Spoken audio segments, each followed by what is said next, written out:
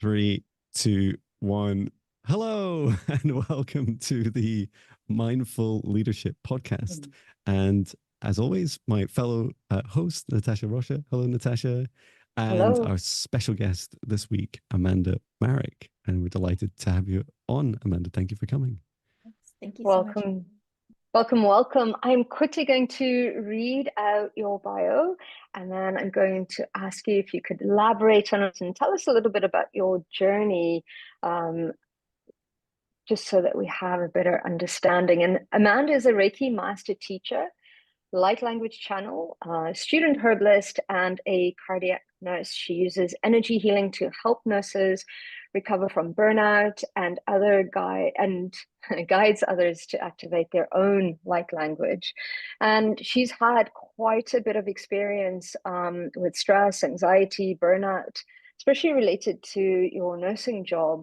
And it would be wonderful if you could elaborate on that and also show us how you used boundaries and your belief systems to really overcome this and how you used healing energy to support that journey. I think that's quite an interesting journey you've been on, and I'm really excited to know more about that. Yes. Hey, thank you for the introduction. So yeah, I've been a nurse for about 6 years now, and it's definitely a very challenging career. A couple years ago, I experienced some burnout, and I honestly didn't even recognize it during the time. It was like after that period when I had partially recovered that I realized. Um, And yeah, what that felt like for me was just really exhausted all the time, like feeling like I can't get enough sleep and calling in sick a lot because I would like wake up from my shift and I was like, I can't do this. Like, I can't go into work today. I just don't have it in me. And a lot of stress and some anxiety about going to work as well. Like before my shifts, I would feel quite anxious. And yeah, I think the moment that I really realized it is when my manager actually like set up a meeting with me to talk about my attendance and how much sick time I was taking. Um, and then I was like, oh wow, maybe there was something actually going on there. And so looking back at how I recovered from that burnout, the boundaries were definitely one thing. And so like I reduced my hours at work, and I consider that a boundary because it's like a boundary on how much time I go into work, because I know if I go too much, like full time was too much for me. And yeah, allowing myself time away from work, because it's really easy to take work home with you, especially if you Mm. it's like a really difficult shift at work. So learning ways to kind of separate that and let it go, which it's still challenging when you have those difficult shifts. I find like, you could journal about it, or kind of like a brain dump. Like, um, I often feel like I want to talk to someone about it, and just kind of like complain really about everything that happened during my shift. But I don't always want to like burden like my friends with that. So even just like talking out loud to myself or like recording in a voice notes, you don't even have to like listen back to it, Mhm. just to like kind of get it out. Mhm. So helpful. And yeah, I really struggled for a long time with how I viewed rest. Like I always used to think that I was just lazy because I Mm. would like have a hard time getting up off the couch and like doing things like washing my dishes. And looking back on that, like I was spending so much energy at work, and then I was expecting myself to come home and like do all this other stuff as well. But like I really needed to rest, and like it takes like at least a full day actually, like after I finish my shifts to really recover.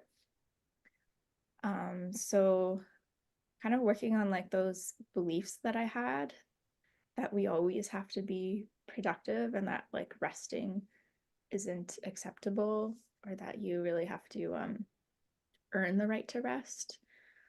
So yeah, that was a big one for me.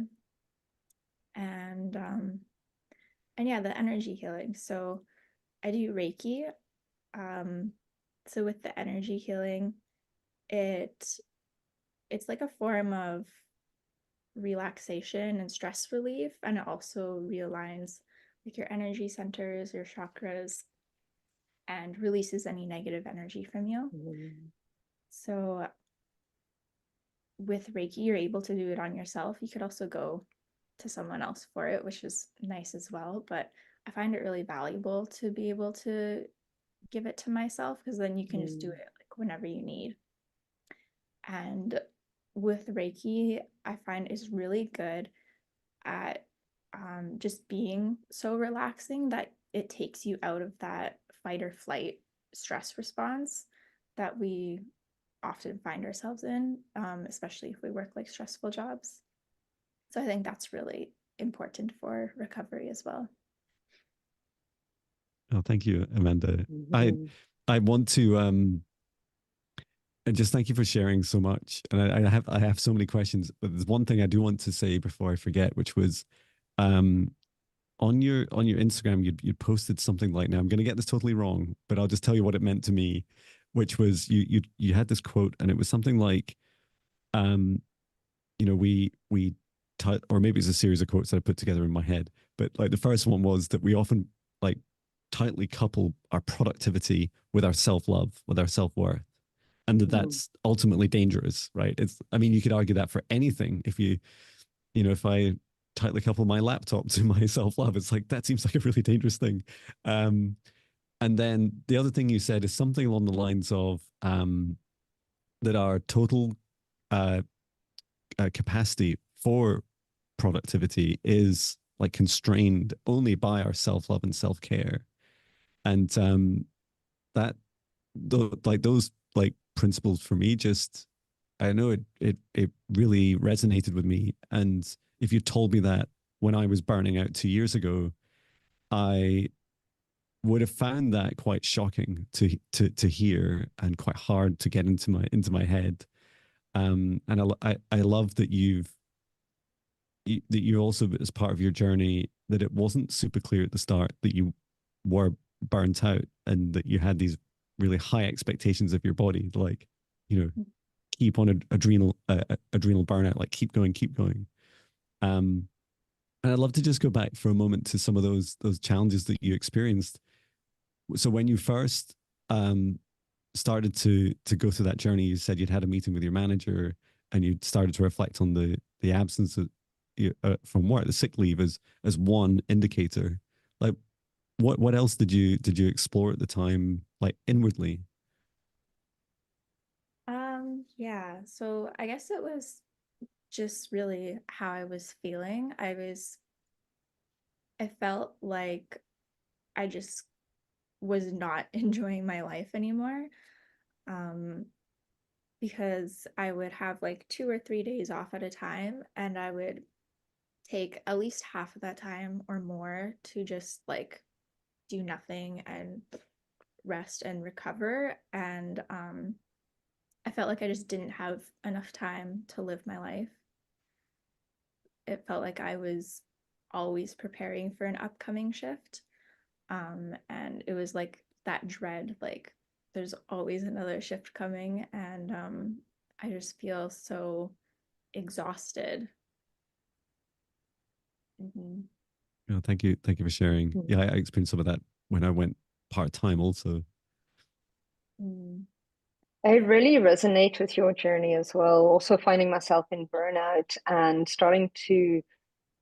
So I already had a foundation in kind of like spirituality and energy, and things like that. So for me, it was quite easy to turn around and go, okay, I have a block somewhere. I need to do something. Something needs to change.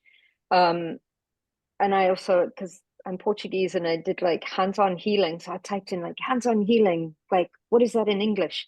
And they were like Reiki. So off I went and I did Reiki. And Reiki is an amazing modality, absolutely, as you say, to start that healing process and start to opening up.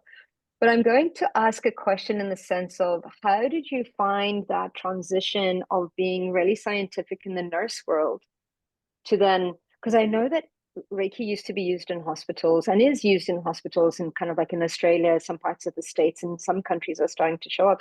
How did you find that moving from more of a natural metaphysical healing to, as opposed to kind of like looking at kind of like Western medicine and science as such? How did you find that? Yeah, so I definitely used to not believe in any of that kind of stuff. I was Mm-hmm. very like scientific. Yeah. And it was kind of like introduced through my friends. Like I have a friend who is a Reiki master. She's the one that Mm-hmm. I learned from. And yeah, she was just talking about it. And I was starting my spiritual journey at that time. Mm-hmm. So I was really interested. I had a session from her and I really loved it. And I was like, this is what I want to learn how to do as well. Um, and yeah, I guess I'm just kind of, I've become very open-minded since starting my spiritual journey. So it's allowed me to kind of um, let go of some of the beliefs I had that like this is the only way and be open to new things. And also like working in the hospital, I've Mm-hmm. seen how our Western healthcare isn't always that effective at things. Like I think it's really great for like acute illness and trauma Mm-hmm. situations, but like with people with chronic illness, I think we need to kind of find a better way. So that also led me into the herbalism, which I'm Mm-hmm. really learning right now, because I think it would be really helpful for us to not just focus on the Western stuff and say that nothing else really works, but recognize that, like, on the other side of the world, they're using Chinese medicine and Ayurveda and all that stuff, as well as the more Western stuff as well. So I think it's really about incorporating these things and incorporating the energy healing and like recognizing that we're not just physical beings, but we're also emotional and spiritual beings, and that it all plays in with our when we have like illness and stuff like that. It's beautiful. And I love how you're merging both medicines together, which is amazing. And that, yeah, bringing that in to support your work at the moment, which is actually quite an amazing journey you've been on, and kind of like moving through all of that and listening to your body, and which is sometimes we just taught to ignore it, it's like, yeah, we'll sleep next week or next month, oh, I'm going to be planning a holiday, I'll rest then. And I think we forget how resilient our bodies are, and I love how you're bringing the balance of the two worlds to help support you at work, which is pretty amazing. So my question for you is around boundaries. I find setting boundaries is great, but then it's the upholding it and the feelings that come in afterwards. I found that quite difficult on my journey, because it's like, I don't want to do this anymore. And then that guilt, something for me, I felt guilt coming in and going, oh no, because like self-care, I don't know, there was a belief system somewhere that it equated being selfish, right? And it's like, and it was like for me as well, it's embarrassing to do nothing. And people used to tease me. They used to be like, ha ha ha, you don't know what it is like to be nothing. And I was like, but I am doing nothing. And they're like, oh, but you've just bought the groceries for the month and you've done this and you've done that. So it is quite a change. So how do you uphold your boundaries, making sure that you keep them? Because especially in life and in business, the first thing that we sacrifice is usually our self-care. I think we're just so programmed to do that. How do you uphold your boundaries? Yeah, that's a good question. I do think it's very related to that self-love and self-worth Mm-hmm. that we mentioned earlier, because if you if you don't have like that self-love, then it's much easier to just let yourself like be used more, like then you're letting people cross your boundaries and you're not upholding them.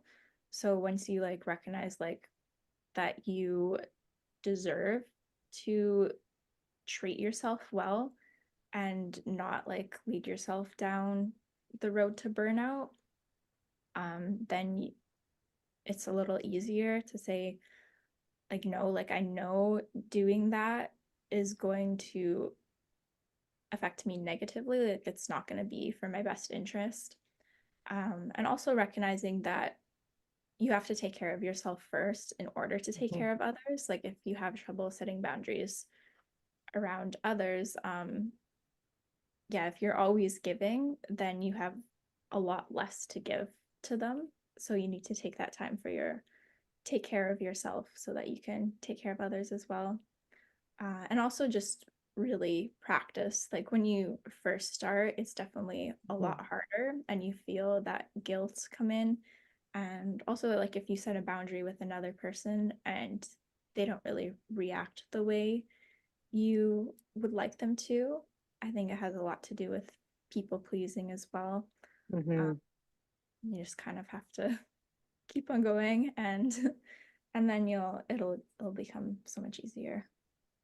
That's fantastic. Thank you. There's so much gold in that, Amanda. Yeah. I wish I'd listened to this podcast like 2 years ago, and then been reminded a few weeks ago as well. And Amanda and I do some work together, and she's on one of my training courses. And you see me like I've been really busy in my business since I started it in end of May.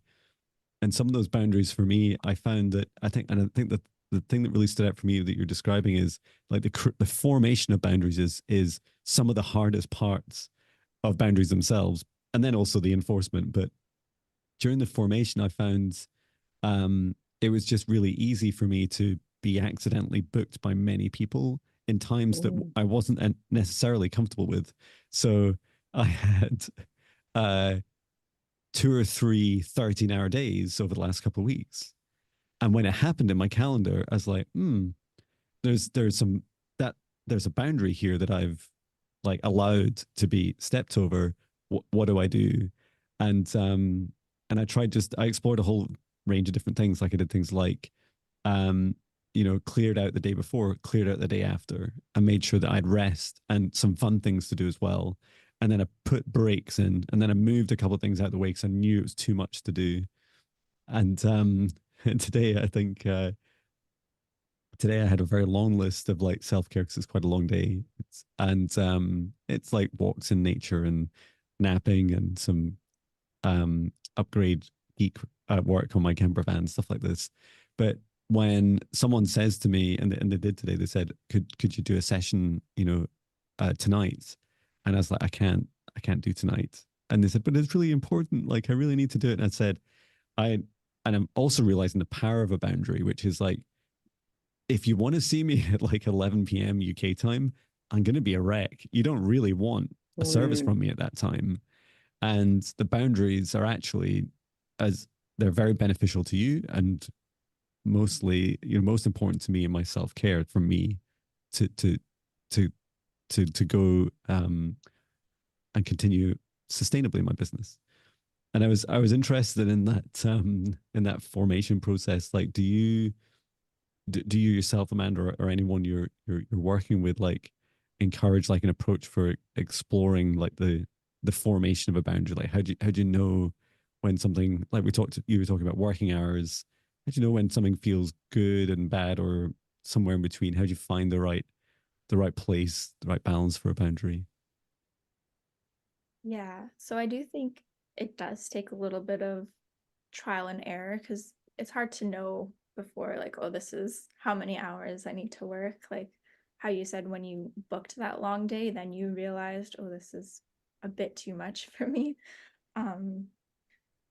But I also believe a lot about like listening to our bodies, because our bodies are very wise. They have lots of knowledge in them. And it's very simple to just ask like a simple yes or no question, and your body will respond in a yes or no answer. So if you're wondering like, should I say yes to this or should I not? Instead of just feeling like the guilt, like, yes, I have to say yes to everything. You kind of like, the practice I use is I really tune into my body, like relax, and maybe take a couple deep breaths, and you like ask the question and you feel how your body responds. So for me, it's usually a yes feels very light and expansive. It might feel like a little bit warm, and then a no feels more cold and retractive and heavy. So I think it's really valuable to learn what your yes and no feels like and start practicing that. Oh, Yeah, that's wonderful. that is some good advice in learning that. And it's so funny, John, I totally agree with you. Like when you do what you love and you have this underlying kind of like workaholic kind of, you're like, oh, I've overscheduled myself yet again, which is brutal. But one thing that I remember, and I used to have a manager that I used to work with, and it's so interesting because he would work and then he would leave at 5 o'clock, and he was the CEO of the company. He'd leave at 5:30 every day, and he'd go home, he'd have dinner with his family, put his kids to bed, and then he would work until 3 o'clock in the morning.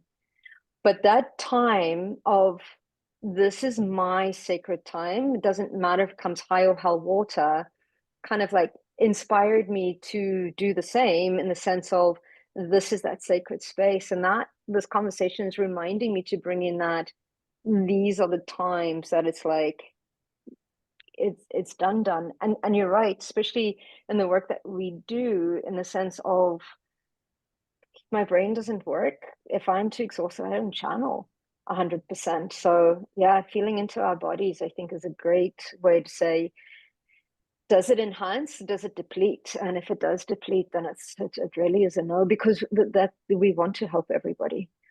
We want to be that best, give that best customer service as well. So it's very interesting. But yeah, listening into our bodies, I think, isn't, and we're so taught to ignore our bodies, right? Yeah. It's just like, it's with our mind. It's like mind, like, and it's funny because I was actually taught that as a kid.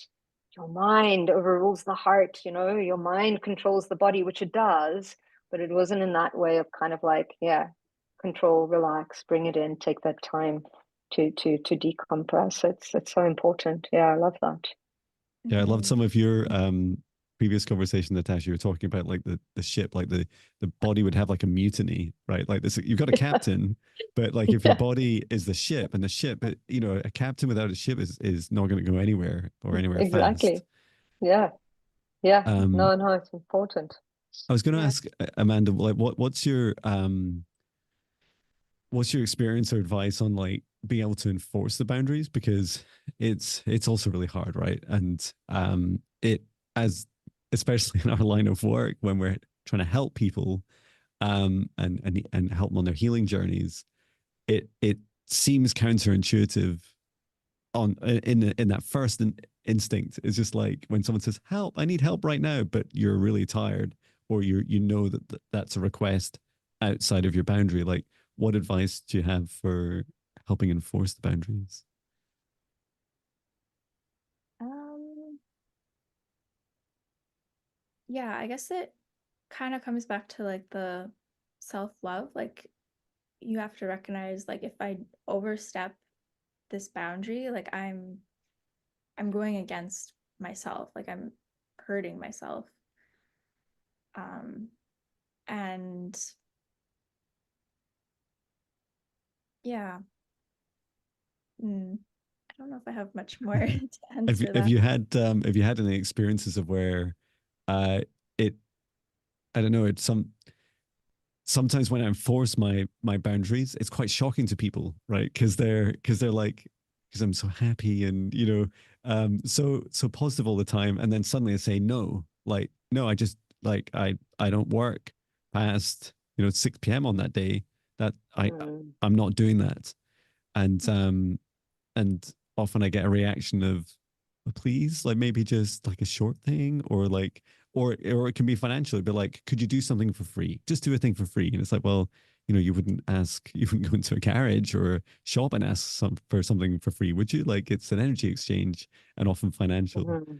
Um, and yeah, I just sometimes feel that people are a bit shocked when we say no, and that learning to say no is a really, for me, it feels like a lifelong journey of learning how to say it nicely but firmly, and to be able to offer, like, like Natasha was saying, like, well, clearly you can't, that CEO, you could not, have a meeting with him at 5:30, right?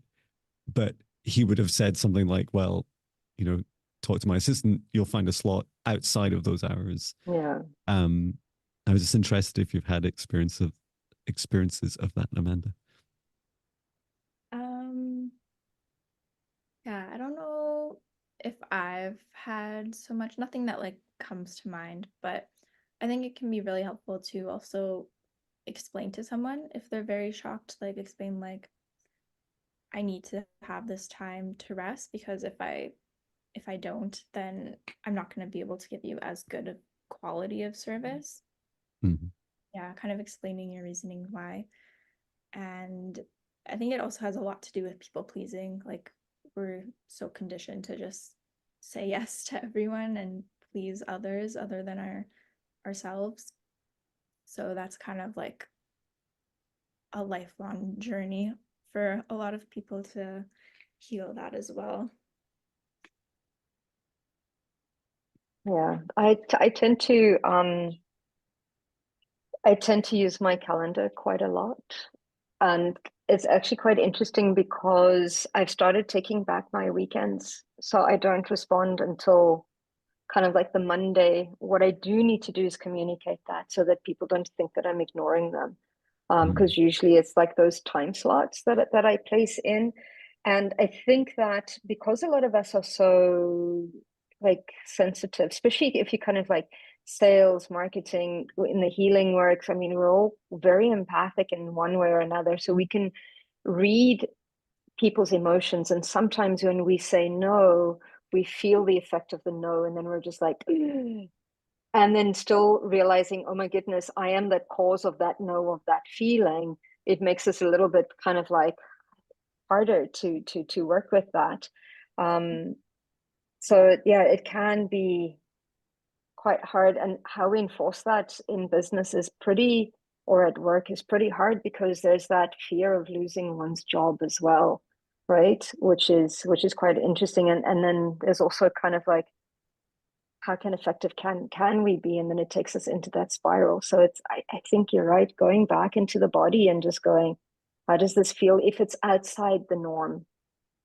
Yeah, I think is important.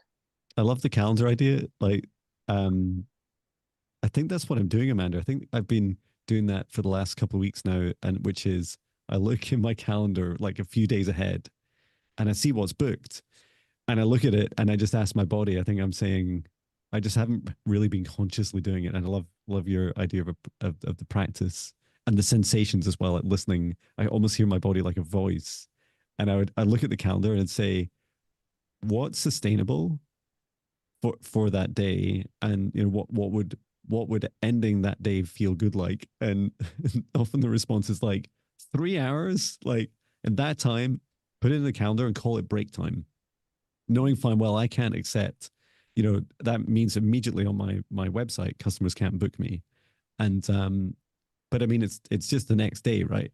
And I think that's also a really interesting expectation, is that even in our line of work, even in emergency situations, it's not, it's often not required like that hour. It just, it can feel like that. And that's something I've been doing, is putting in break time and some fun things too. And constantly like seeing ahead to achieve like some sort of balance. But yeah, I love the idea of asking my body more. And Natasha, you'd also said things like to me before, like, put in slots for your customers, Mm. like a little free slot that's just like customer one, you know, or like customer for this service that I'm offering. Yeah. You'd be great there. And it's allocate time, almost like your body knows you're going to be ready to prepare for it. Just like I prepare for the podcast. Natasha and I caught each other meditating as we first joined. It was so funny. We're ignoring each other, just sat there silently. But it was awesome. But we were working together at the same time. So John was setting up a safe space, and I was opening up the Akashic records of the podcast at the same time, which was quite interesting. So it was quite beautiful. Amanda is going to ask with curiosity, in the sense of, how is this journey to really loving and caring and seeing your self-worth, how has it improved how you are at work with your and setting those boundaries? It must be, yeah, how does it feel to go to work now equipped with all of these tools, and now equipped with those, like, you must feel quite empowered to be like, this is what I'm doing and this is how does it feel? How's it improved your work life? Yeah, I've definitely noticed that my anxiety before work has like pretty much gone now. Like I used to feel so anxious before, and I think a lot of it was kind of like fear of having those bad shifts again, and fear that like it wouldn't be something I'd be able to handle. So I found that like trusting in myself and also in like the divine source, that I won't be given a situation that I can't handle. And I set up like my energetic protection before work, like surrounding myself in a bubble, and everything. And yeah, I find that I'm just a lot more calm at work as well. And it helps me to do my job better, because when you're in like that high stress, like fight or flight response, it's harder to think more clearly. And I'm able to connect with my patients a little bit better, I believe. And I think it's also really important to have that like calm, stable energy around my patients. Like I've had some patients tell me that they felt really safe around me, just like my energy is like. That's beautiful. Mhm. That's amazing. I have my father's been ill in hospital with all kinds of problems, but for 3 weeks. He just got out today, which is great news. But I've been in every couple of days seeing him, and and if he's listening, he does listen. Hello, Dad. um, and what really amazed me about the nurses is that there was four in the ward that he was in, and the people, the patients changed constantly.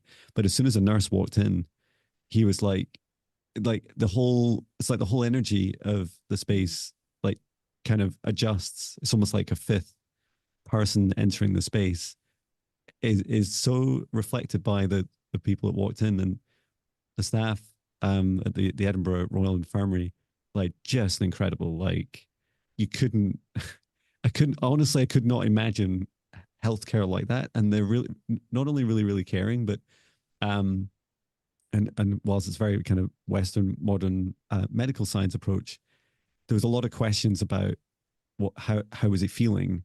They weren't going to send him home until they knew that he was aware of like his lifestyle changes. And hello to your dog, Natasha. Lacey. It wants me into hello, Lacey.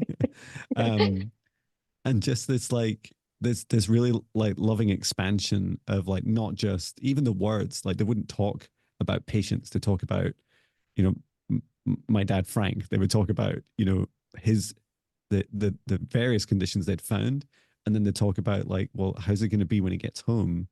Like, what if, you know, what if what we think we've diagnosed is right or not?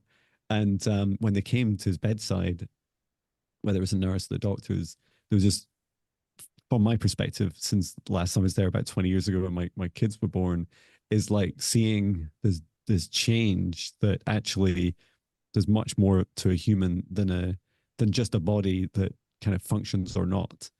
And I love that, you know, you're getting that feedback that patients feel safe to, because you have a dramatic effect, right? Just how you're feeling inside, wherever you're going, has this radiating effect of your energy on others. And yeah, so congratulations for your energy. And also I'd love to pick your brains a bit about how do you feel the future, or what would you like to see in the future of like modern medicine in hospitals, like that world transforming? Yeah. Definitely like more of the energy healing. Like I know some hospitals have used it and they found like actually the statistics are quite amazing, like a massive reduction in like pain for patients and helping them sleep better, because sleeping in the hospital is really hard to do. And helping with like before and after surgery. So I think, yeah, definitely having like energy healing um, offered often to patients, and just, yeah, a lot of more of the holistic things, and recognizing that people's emotions also play into part of their disease processes. Um, I do think it would be really great to incorporate more of like herbal remedies and that kind of thing, instead of always relying on the like chemical medications, things like acupuncture and massage as well. Um, yeah, because like I see a lot of patients, they're just like lying in their bed, and when they're having symptoms, like if they're having pain or something, we just like offer them, you know, pain medication, Tylenol or whatever. Mm. Um, and it's really just like masking the symptoms. And a lot of the time we're not really getting down to the root cause of the issues. And so I think really like lifestyle plays a big factor in that too, like giving people proper nutrition. Because I don't like the foods that we see given to patients in the hospital.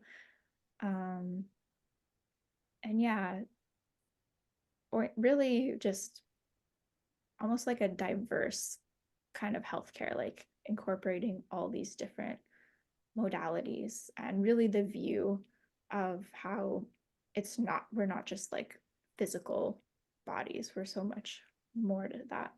Mm-hmm. I love that. I worked. I did a placement for a couple of months in a hospice, um, called St. Columba's Hospice, in Edinburgh, in Scotland, and they, during the pandemic, they'd shut down one of the floors because they'd lost. I think they'd left a lot of nurses and doctors, so they halved their capacity to take on um, uh, patients, and they decided to change that second floor to all complementary therapies. And so they had aromatherapy and Reiki and reflexology and massage and more, acupuncture as well. And yeah, there was just, I think there's this really beautiful approach they had, which was that anything that helps, like these, anything that can incrementally help someone, especially on their path towards the end of their life or their families. Like there's this huge kind of um, thing, that this phenomenon that we don't pay a huge amount of attention to, is the trauma that people go through when a loved one is terminally ill, and then when they die and afterwards. And they see it as like this whole package, that just the individual that's a patient, there's this whole world around them that's being affected by their condition, and the staff too. And that was one of my job, was to do clinical reflexology for the staff, and it was fascinating as well. Even just doing reflexology, which you would think is um, is great as a complementary therapy, they would ask for more things too. They'd ask more about the energetic side and the psychic side of their work as well, because they worked around a lot of people dying all the time. so there's a lot of, you know, interest uh, and challenges with death itself.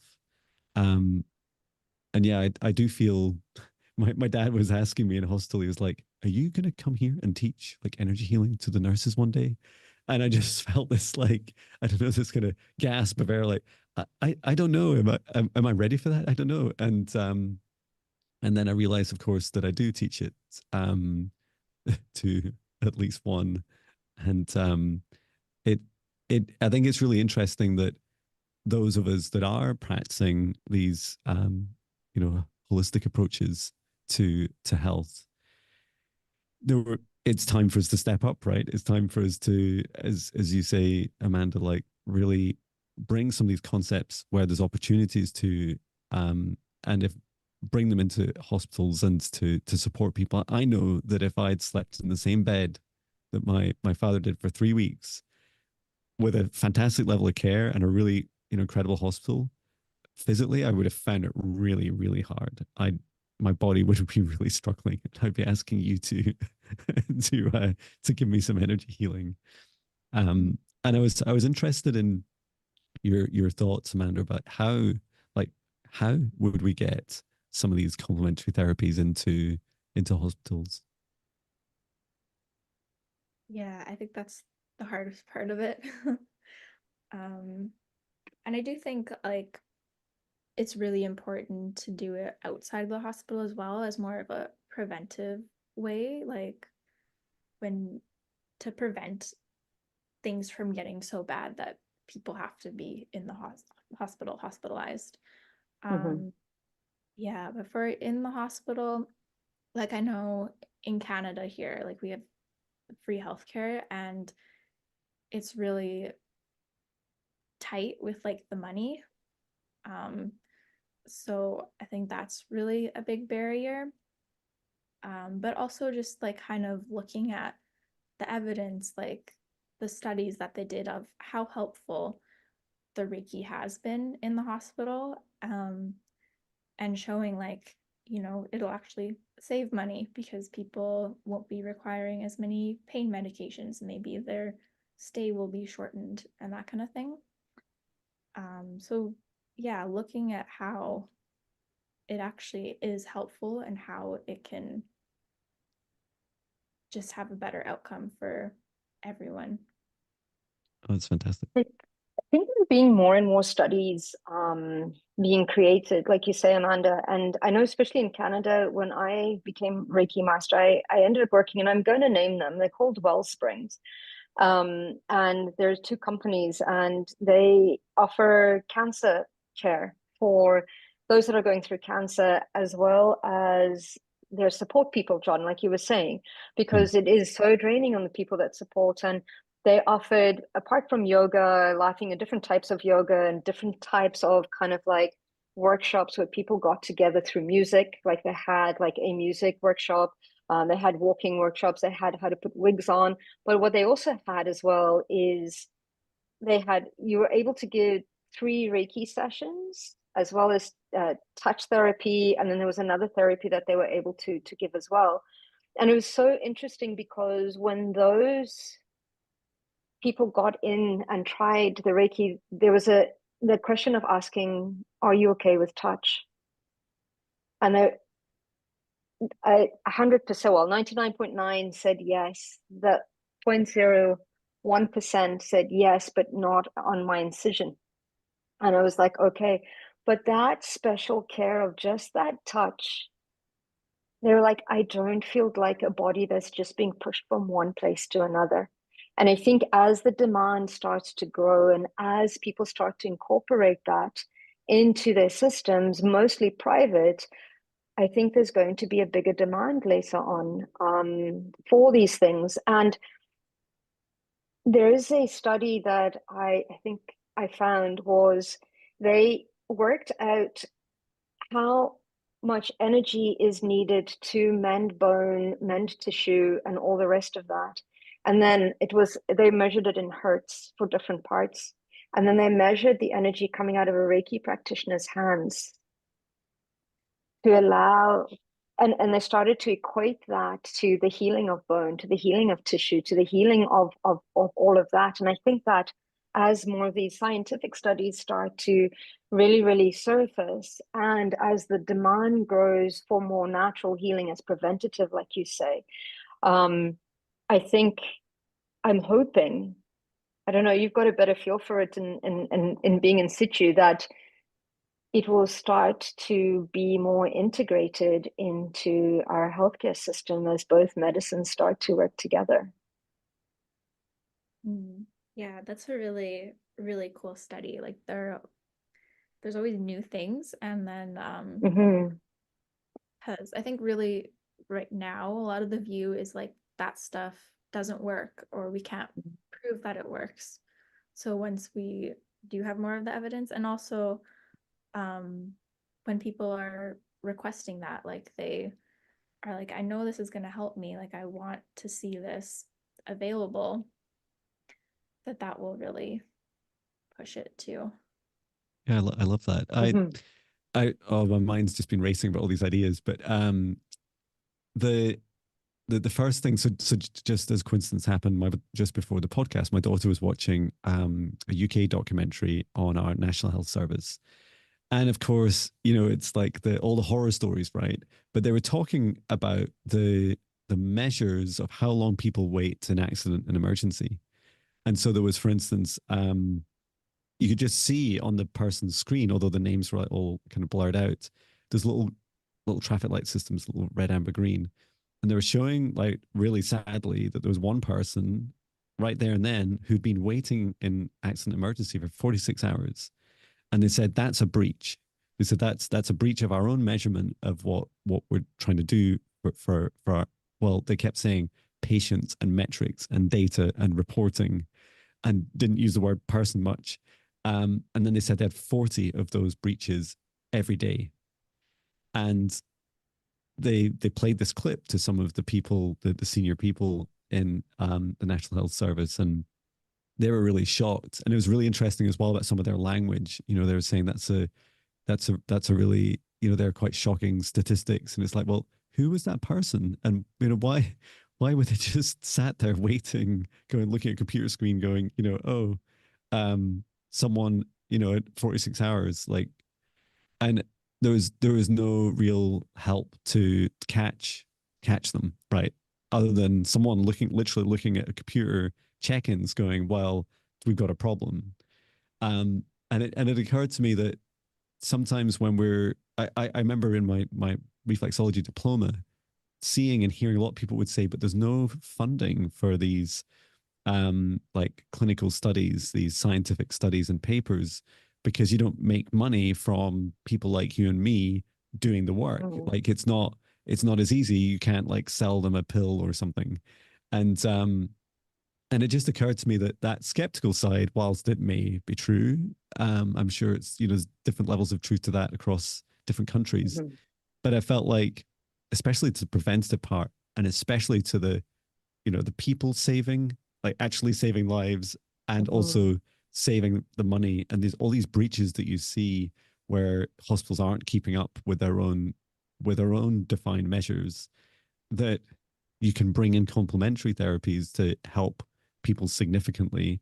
And it might even be stopping them getting there in the first place, because some of the problems they had in this example of A&E was that downstream all the beds were full, so they couldn't get someone in. That they had to stay in the waiting room. There was nowhere else to put them in other than an uncomfortable chair for 46 hours. And it feels like that would be another way to help, one idea of many, to introduce complementary therapies. Yeah, totally. Like here in Canada, that's a major problem as well. Like our wait times are super long. And it's because, yeah, like the downstream, we don't have beds open for people to come out of emergency. And, everyone always says, like, we don't have enough nurses, we don't have enough nurses. But I actually think that the problem is we have too many patients. Like there's too many sick people, where our society, like we're just not living in a way to prevent these diseases. So I think the preventive is a really big deal. Preventing, because a lot of these things, like, you know, chronic illnesses, that it can be prevented. But also, yeah, like having the complementary therapies in hospital will help people get out of the hospital faster. Like there's a lot of people where their conditions are really might be complicated, and people end up staying for a really long time in hospital because they get so deconditioned and weak, and really their just condition goes downhill, and it takes a really long time to recover and get strong enough to leave the hospital.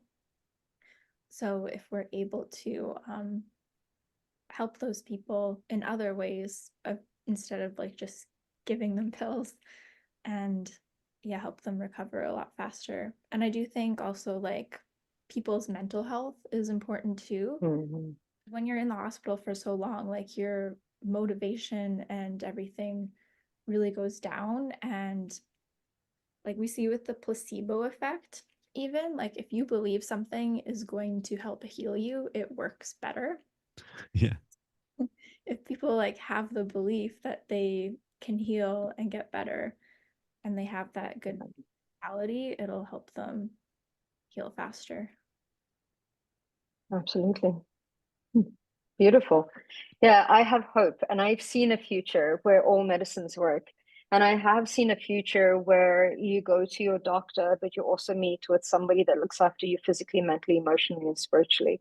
Really get down to the root. And I think you're so right, Amanda. From what I've witnessed in Canada and here in the UK, and I think it's medicine everywhere, it's there to support your illness, not your wellness. And I think with having more people awakening and preparing and things like that is important. And I love that you're embracing both. And I think that takes a lot to look at it, because sometimes people go either one way or the other, and it's knowing that both can work together. And I love that you're a personification of both medicines working together. And I love that your self-care has boosted you into really being and supporting not only yourself but others in an amazing way, and helping them to feel safe to do their healing. And that's quite inspiring. Thank you so much. Yeah. Shall we jump into meditation? Yeah, it feels like perfect segue. Before we do that, Amanda, can you tell people how they can find you, if or how people can connect with you if they have any questions or would like to share anything about their stories, if you're open to that? How can people get in touch or see Jon, your Instagram or? Yeah, Instagram would be the best way. My it's at heart period in period harmony. I also have a website, heartandharmony.ca. So you can look at my page there. Could also send me an email through there. So those would be the two best ways. Beautiful. Thank you so much for sharing your story and for letting us talk about this. I think all three of us are very passionate about Yeah, no. doing this. So we're just like, yes, this is awesome. Okay. From all that excitement, shall we meditate? Yeah, let's do it. Okay. I'll take this one. So let's close our eyes. Let's take a couple of deep breaths. Breathing in through our nose and out through our mouths.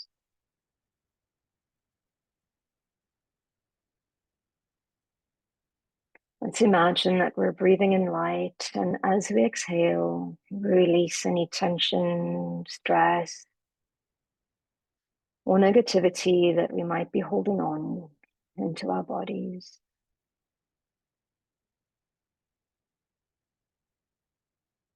Breathing in light and releasing all that no longer serves.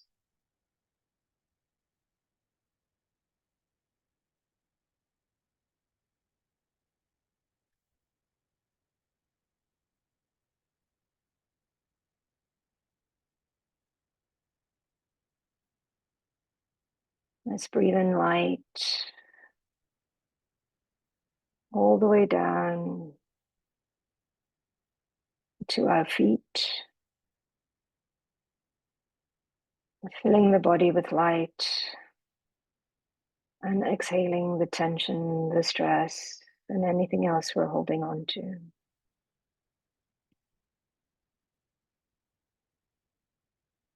Allow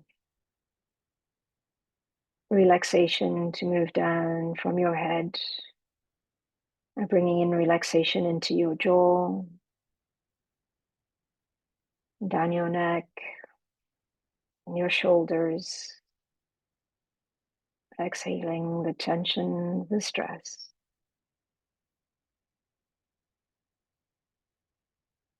And bringing the relaxation down your arms into the tips of your fingers. Exhaling all that no longer serve.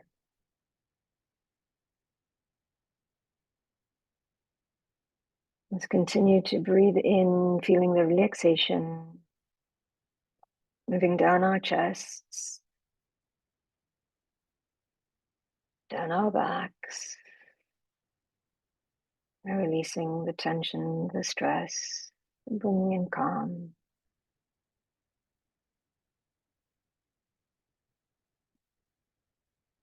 And as we become more and more relaxed, we're able to hold more light, ignite more light within us.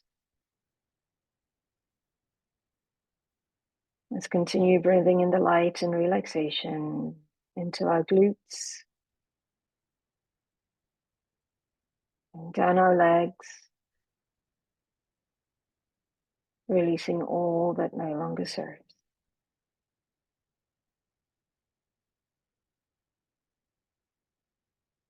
Continue breathing in the light all the way down, bringing in relaxation all the way down to the tips of your toes.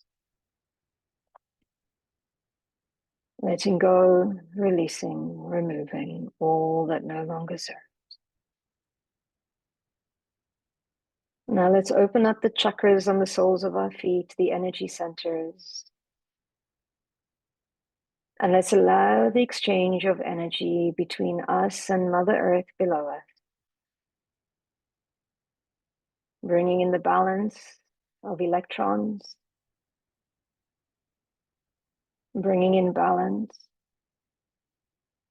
And as this energy is exchanged, we start to feel the nutrients, the energies of Mother Earth move up our bodies, nurturing, caring,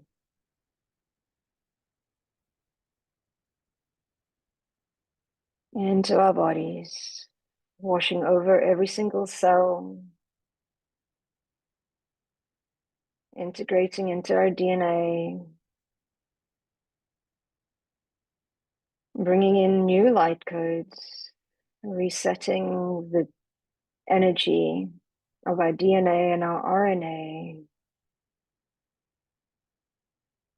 to vibrate at a frequency that is optimum and ideal for every more organ, every muscle, every bone, every tendon, the fascia, all systems, replacing the codes, the DNA, with happy, healthy cells, dissolving all dis-ease, all discomfort, and any disharmony within our bodies, within our systems, allowing the energy to flow freely.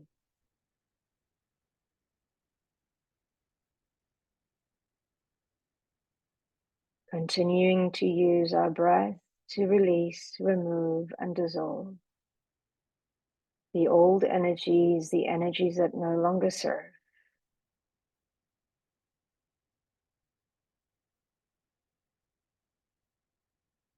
And as we continue to breathe deeply and completely, we start to amplify this energy within us, bringing this energy brighter and brighter, allowing it to extend beyond our skin into our auric field, bringing in light into our energetic field, removing the emotions that we carry that are not ours, that are not healthy, that keep us stuck. And let's breathe in light into our mental bodies, releasing the negative thought forms, the beliefs that keep us stuck.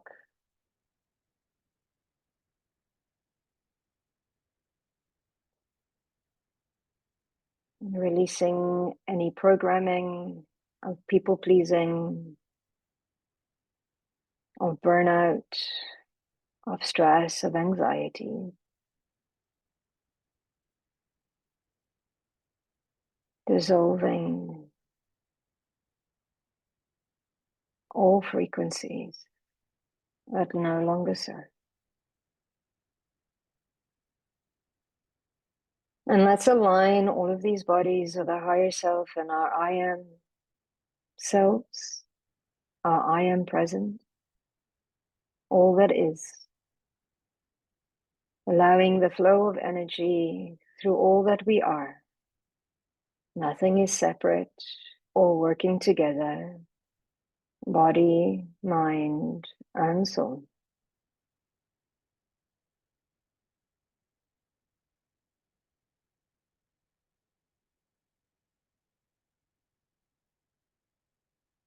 Allowing all systems to raise their frequency to optimum health.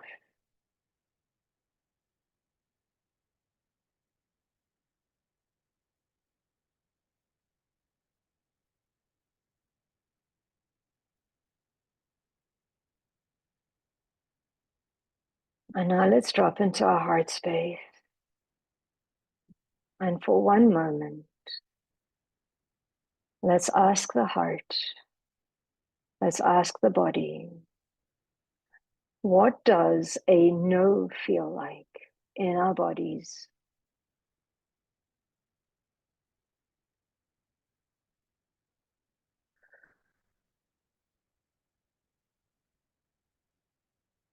Breathe in,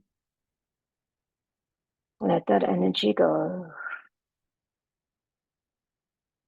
Thank you, body, thank you, heart, for showing me what a no feels like. Now let's ask our body, let's ask our heart, what does a yes feel like?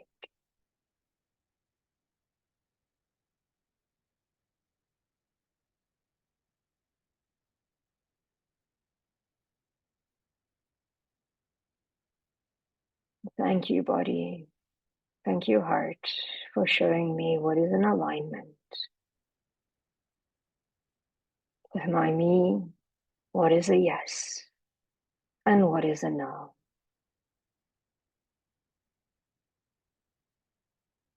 And let's take a couple more deep breaths, amplifying the energies of not only our physical, but our etheric, our mental and emotional bodies, allowing all systems to flow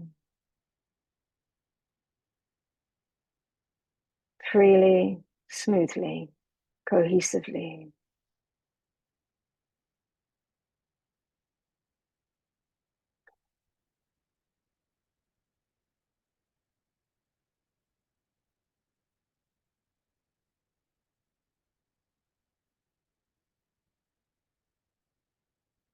And as we start making our way back to the here and now, knowing that we've released old programming, old systems, knowing what our yeses, knowing what our nos are, being in optimum frequency, physically, mentally, and emotionally. we can now set out into the world with joy, with happiness, with health, radiating this love, this care. Because as we heal ourselves, we heal collectively. As we set our boundaries, we show others that it's okay to set our boundaries. And as we listen to our bodies, we get to recognize the yeses and the nos. And we honor these because we do love ourselves more than enough to respect our bodies, our minds, our emotions, and our soul. And with gratitude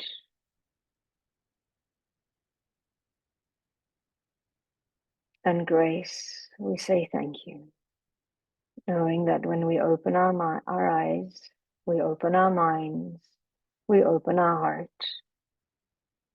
to ourselves and others in a way that is in alignment with who we are. And one more deep breath and exhale. And when you are ready, you can open your eyes.